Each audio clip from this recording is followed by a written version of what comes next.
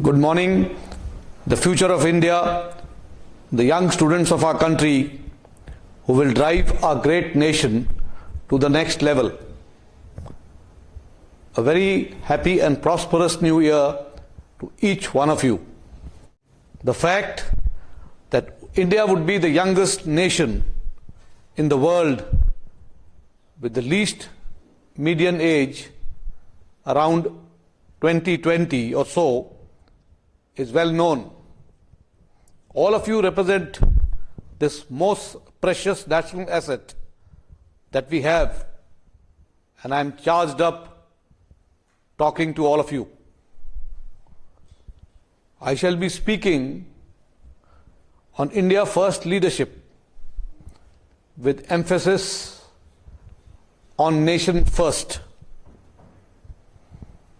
Ours is a great nation with strong bonds amongst our people, bonds that have been formed over thousands of years and stem from a common cultural heritage.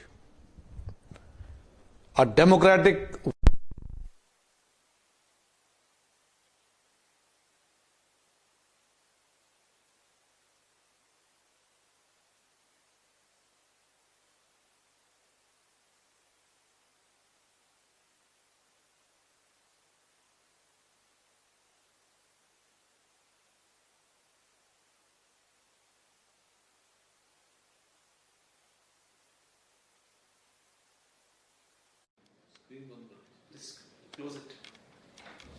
बंद कर दो ना screen तो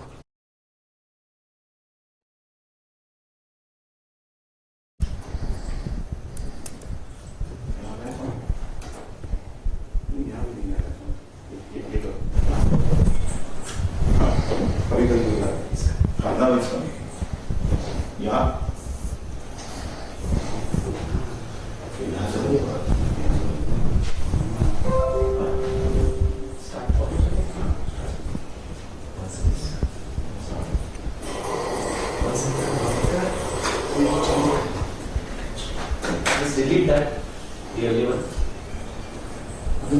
Just delete the earlier one and then start again.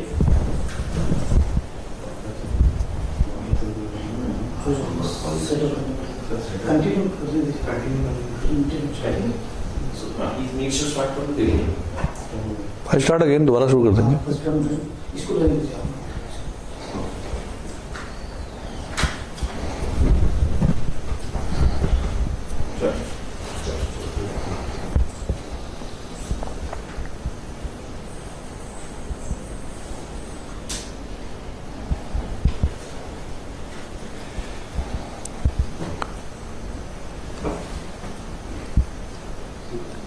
Good morning, the future of India, the young students of our country who will drive our great nation to the next level.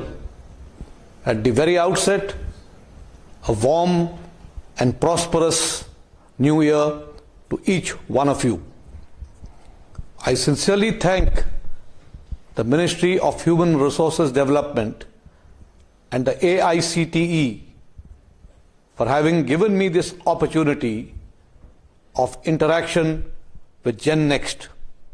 The fact that India would be amongst one of the youngest nations in the world with the least median age, around the year 2020 or so, is well known to all of you.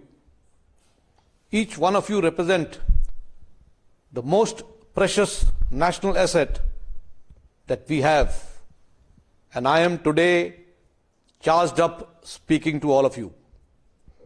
I shall be speaking on India First leadership with emphasis on nation first. Ours is a great nation with strong bonds amongst our people, bonds that have been formed over thousands of years and stem from our common cultural heritage. Our democratic values have their roots, and these are our greatest strength. The equality of each citizen irrespective of his or her caste, creed, religion, or gender, is enshrined in our Constitution. Diversity in our nation is our biggest asset. And no matter what you do in the future, every Indian must put nation first. This is the central theme of the message that I have for you today. Our country today stands at the threshold of faster and even more inclusive growth. Winds of change are blowing fast. Drawing strength from our basic value systems and policies, India is developing at a rapid pace. We are amongst the world's 10 largest and fastest growing economies. Today's India is markedly different from the India of my youth. It is marked by increasing economic activity, higher standards of education and innovation, better social growth, greater gender equality, urbanization, and infusion of technology, all of which bring wonderful opportunities and challenges. Please remember that each one of you will play an important role in India's growth from a developing to a developed nation. Irrespective of the professional fields you pursue, the youth of our country hold the power of transformation of our great nation. The future of our nation is therefore in your hands. I know you all aspire for a great future, one that provides us with a clean, healthy, and uncorrupted environment. For this, we must keep our eyes open to witness all the events around us. We are all capable of differentiating right from wrong. Must we allow the wrongs to go unnoticed and the rights not to be rewarded? The answer must come from within you. This hackathon is part of our journey. The event challenges students with several problem statements with the hope that all of you will be able to solve complex problems that face our nation. In order to boost growth and to create equal opportunities for all of us, each one of you would need to abide by the very basic value systems of honesty, equality, justice, hard work, mutual respect, and above all, cooperation. If each one of you does their very best in your respective fields, there is no force in the world which can stop India from achieving her rightful place in the comity of nations. Let me now get to some of the relevant issues that must generate passion in each one of you to succeed. And first amongst this is motivation, because it is only a motivated person who can succeed in life. What then is motivation? It is indeed a state of mind that nudges you to do well, to be an accomplished person, an achiever, to always excel in what you wish to do. What is then the driving force behind motivation? It is success. But remember, success is never permanent. It is a temporary phenomena. I can recall the days when Olympics were first held at Athens in Greece. The winners were awarded with a crown of olive leaves, which were placed as a crown on the head of each winner of an event. After some time, as days passed by, the olive leaves dried, and the crown of leaves lost its sheen, not worthy to be placed on the head of a winner. So therefore, every time an achiever had to put in hard work year after year to win that crown of olive leaves. And those who continued to perform and work hard succeeded and earned the crown year after year. Those who were non-performers lost that crown. This also has another message for each one of us, that while you may not succeed initially, there will always be another chance that you will get in the coming years. Therefore, those who do not succeed initially should not lose hope. There is always another attempt that you can make to succeed. And in this, I would like to quote the famous Hindi poet Sri Sohanlal Dwivedi. This is what he had to say: कोशिश करने वालों की हार नहीं होती, कोशिश करने वालों की हार नहीं होती, असफलता एक चुनौती है, इसे स्वीकार करो, असफलता एक चुनौती है, इसे स्वीकार करो, क्या कमी रह गई देखो और सुधार करो। असफलता एक चुनौती है, इसे स्वीकार करो, क्या कमी रह गई देखो और सुधार करो। जब तक न सफल हो नींद चैन को त्यागो तुम, जब तक न सफल हो नींद चैन को त्यागो तुम, संघर्ष का मैदान छोड़कर मत भागो तुम। जब तक न सफल हो नींद चैन को त्यागो तुम, संघर्ष का मैदान छोड़कर मत भागो तुम। So this is the message that Sri Sohanlal Dwivedi had for those who did not succeed initially, to say that success will come your way if you continue to work hard in the future. Therefore, never be disappointed by failures.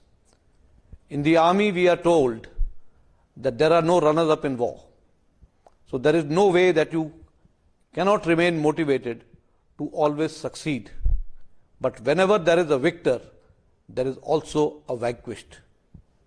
It does not mean that a person who has been vanquished cannot emerge as a winner.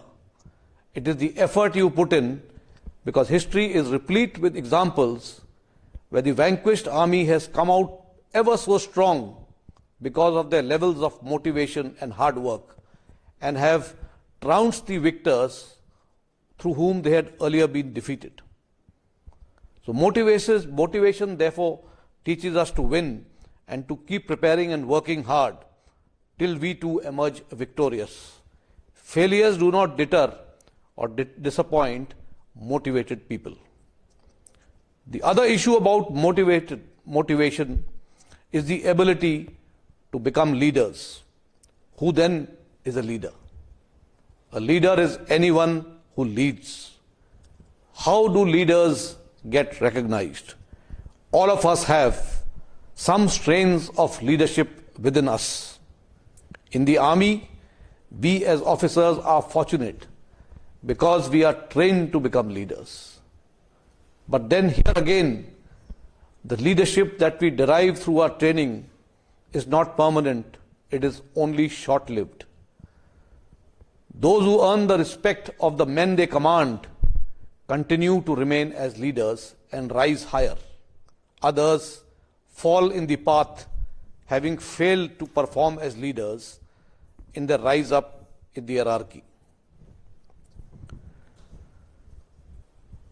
The qualities of a leader basically are professional competent, the ability to take timely decisions, to share the privations and deprivations of the people we command, ensure that whenever we get success, we share with our command and take responsibility for our failures. Leader is also a person who displays the ability to take risks. I am reminded of an incident which is related to taking some decisions and your ability to then stick to those. After having qualified for the National Defence Academy UPSC examination, we went to the Services Selection Board and my turn came to visit Allahabad. After a 4 to 5 day grueling training schedule and testing schedule that we were put through, the time finally came for the President's interview. We were all lined up and one by one we entered the room of the President, where the fate of all of us was to be decided on whether we were selected to join the National Defence Academy or not. My turn came and I entered the office. There was a brigadier rank officer who sat there to interview me. As a young student like most of you, I was overawed being in that hallowed precincts of his office. After having asked some mundane questions and put me at ease, he asked me about my hobbies. And amongst all, I told him that trekking was something that I was fond of. He then threw a question at me which appeared very simple. He said, if you were to go on a trek which was to last for 4-5 days, what is the most important thing that you would like to carry with you? And I mentioned that it was a matchbox. And then, of course, the discussion evolved around the matchbox, and he asked me why I had particularly selected this item as the most important item to be carried on treks of this nature. And I told him that if I had a matchbox, there is a lot of activities and events that I could do with that. And I also told him when the mankind turned from the primate years and moved on further, the discovery of fire was the best thing that the mankind thought they had accomplished and achieved.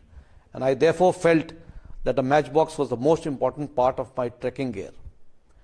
He tried to convince me to change my decision and told me, why not a knife? Why not a rucksack? Why not a book which you could read at leisure? Well, I listened to everything that he had to say, but finally stuck to my decision that the decision that I had taken of matchbox being the most important item to be carried on a trek like this was the right thing that I had selected. And maybe whatever went through his mind, I was finally selected to join the National Defence Academy. At hindsight, I felt that the decision that I had made and the fact that I stuck to my decision was possibly one of the reasons that led to my selection. So what I wish to highlight is that you will be faced with decision dilemmas day in and day out. But having once made a decision, you must strongly support your decision and go on ahead with that, because only then would you have set out on a mission to succeed. This is one issue which I wanted to highlight. The other issue which I mentioned is that there must be the ability to take risks to become a leader. Why are risks necessary? Well, you can take a safe path, but if you follow a safe path without taking risks, there are chances of success and there are chances of failure. But should you take some risks, the chances of success may rise, although the chances of failure will always be there. But it does not mean that because there are chances of a failure that you do not take risks. I am reminded of a game that was played in my school, and 5 of us were selected to play that game. Each one of us was told by our class teacher that you have all been given 10,000 rupees. So amongst all, we had 50,000. We had to play the game in such a way that we increased the amount that was finally given to us. 5 of us were made to sit on the table, and all we had was a buzzer in our hands. We could not see what decision the other fellow was to take. There was a question that was written on the blackboard, but it was covered with a white cloth, so we did not know what the question was. The answer to that question had to be answered in monosyllables, that is a Y for a yes and N for a no. In case we answered the question with a Y or a yes, we had to press the buzzer. And that is how the game got along.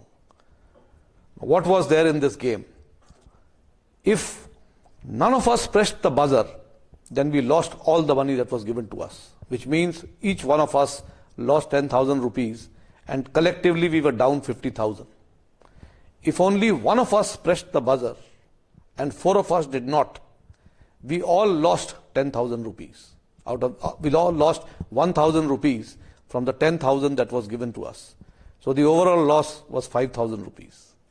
If two of us pressed the buzzer, all of us lost 2,000 rupees. That means two pressed the buzzer and three did not. We all lost 2,000 rupees, the overall losses being 10,000. If three of us pressed the buzzer, similarly we lost 3,000 each and the losses were 15,000. So at the end of it, we were left with 15,000 rupees. If four of us pressed the buzzer and one did not, we doubled the money, which means all of us got 10,000 rupees and the end of it, collectively our 50,000 became 1 lakh. But if all five pressed the buzzer, we again lost all the money which we had. Which means if you either did not press the buzzer or if all five pressed the buzzer, we were broke. We had lost all the money. But if 1, 2 or 3 pressed the buzzer, there was some money left with you. But the chance of success lay in only 4 people pressing the buzzer and 1 not. So now there was a decision dilemma as to who all should press the buzzer and what do we do? Do we take the risk in pressing the buzzer in the hope that one of us would not press the buzzer? So of course the risk had to be taken and we finally played the game. Let me tell you, we won. Because when 4 of us pressed the buzzer, there was one who took a call and said, let me be the one not pressing the buzzer. But then what if another person had also not pressed the buzzer? We would have lost the game. So the risk taken, this is a very small example that I am telling you about the risks that you need to take. Here all that you were losing were money.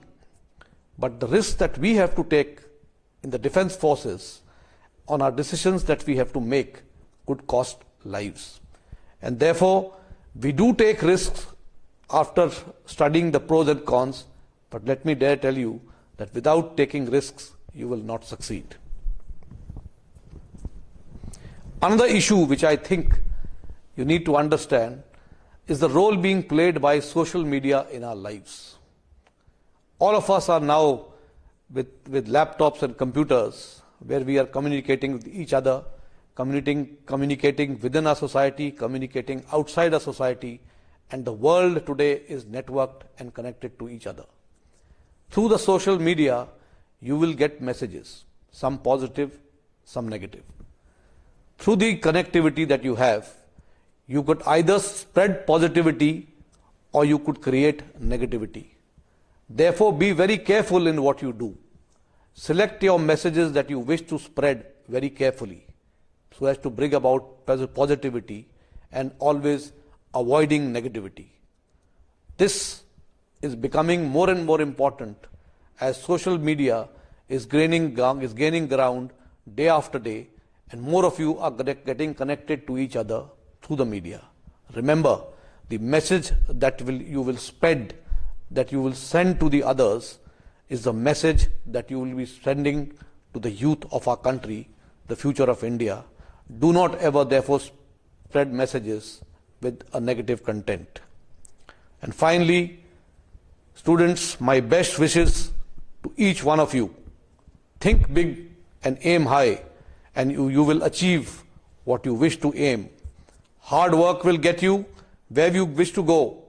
And remember, there is a God who keeps account of all your doings and activities. Some of us also believe in luck. But remember, luck favors those who work hard and have faith in God. Therefore, make the best of the 24 hours in the day that you have. Time will not stretch, nor will wasted time ever come back to you, because the clock will continue to tick. No matter how hard you try to regain on lost time, you have this life to live. Live it up, enjoy, work hard, and be prepared to get success in all your future endeavors. Jai Hind and Dhanyavad. During the absorbing and motivating talk of Chief of Army Staff, we have been overwhelmed with responses. Since we have the privilege of Army Chief with us, on behalf of all of you, I shall pose certain questions to him. Sir, my first question: what pep talk is given to soldiers to motivate them before they are launched into battle? Our soldiers are pre-motivated. Motivation is not done just before being launched into battle. There are various measures we have for motivation. However, when a soldier is being launched into battle, he is taught and is informed about the task in hand and what is the purpose of his mission. That is most important. If he understands the mission and is made fully aware of the consequences of his actions, he will take all measures to succeed. The other issue is each one of us have a regimental flag and a national flag that we are expected to plant at the objective, which is our mission. It is the respect for this flag, or Nishan as we call it, that he is willing to sacrifice his life, motivated to walk that extra mile to achieve success and ensure that the flag is planted where it was intended to be. So it is for the Naam, Namak and Nishan of his unit, of the Indian Army, on the nation, that he sets on his mission, and this is the motivating force that inspires him to work hard and accomplish anything that he set out for. So next we have Indian women are well motivated to join the Indian Army. When can we see them participating in frontline combat as part of Indian Armed Forces? We have a number of women in the Indian Army. Some of them are also operating shoulder to shoulder with their male counterparts in some of the selected combat arms. But as of now, we have ensured that they do not participate in close combat with the adversary or in any action where close combat may be possible. As of now, we are preparing the movement for such roles, and I think the time will come for them to be put into combat roles when the women folk themselves are prepared to face such hardships. I do know that having made this statement, number of women would say that we are ready to face the hardships for combat. But then we have to also be concerned about the consequences of battle and the consequences that the women folk may have to face when you are face to face with the enemy and when you could be taken as captives. So next we have, how does one remain motivated after repeated failures? Well, as I mentioned, I would like to go back to Sri Sohanlal Dwivedi when he said that there will always be failures, but let not failures deter you from success. Even after you have failed, remember, hard work, motivation, and your ability to perform will lead you to success. So never get cowed down by failures. Identify the reasons for your failure, overcome those, and carry on ahead, and you are bound to succeed. So Indian Army is a well-motivated force. What instruments are used by the Army to teach motivation to their trainees, and how effective are they? Well, we have number of measures to carry out motivation in the Army. These form an important curriculum for training our recruits, for training our soldiers. In fact, motivation is one aspect which is put across to them at different stages of their training, at different stages of their service career, because each level of leadership necessitates a different level of motivation.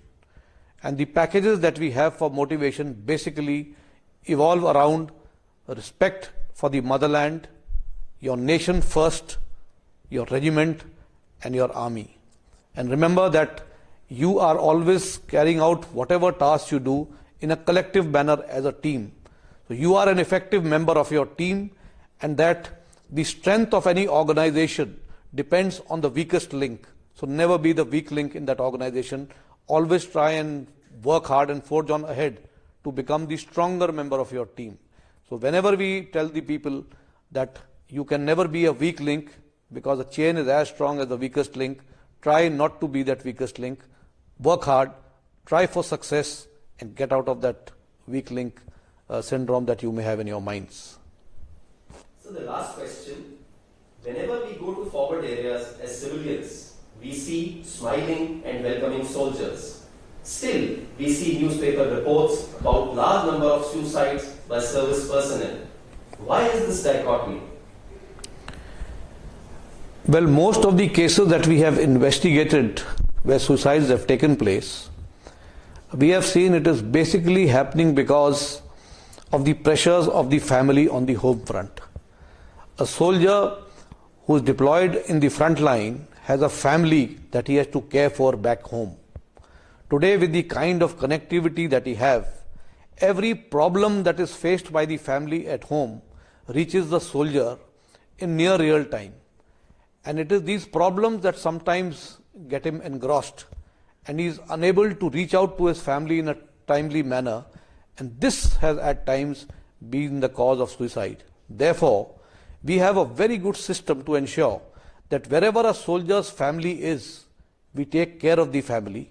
We are trying to create as much as accommodation where the families can live in reasonable comfort, where the education of the children and their health care can be catered for. So the soldier is not worried, and the problems of the soldier are taken care of by the institution so that he is left free to carry on with his work on the front line.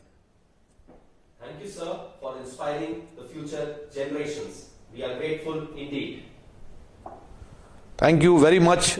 My best wishes to the students, the future of our nation. Remember, you have to work hard with true honesty, integrity, and you will succeed. The future of this great nation is in your hands, and let us see this nation succeed with you at the helm of affairs. The future generations are looking up to you, and I'm sure you will not let them down. Thank you, and Jai Hind.